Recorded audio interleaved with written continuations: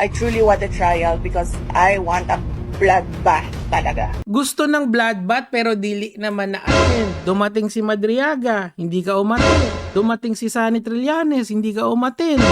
Dumating yung AMLAC, hindi ka umatin. May 6.7 billion, hindi mo naman sinagot. Pinasagot mo sa mga abogado mo. Ikaw yung gustong magpresidente, ba't di ka marunong sumagot sa issue? Isang malaking kaipokritohan yan, mga lods ko. We have to demand accountability and transparency sa mga tatakbo sa 2028.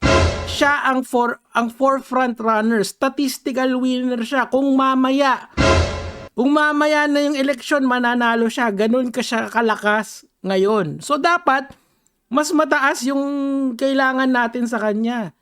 We demand accountability. Hindi naman po pwede na wala na parang lamyerda lang at trip abroad ang pinoproblema niya. Kung gusto niyang alagaan yung tatay niya, hindi sumunod siya doon. Hey!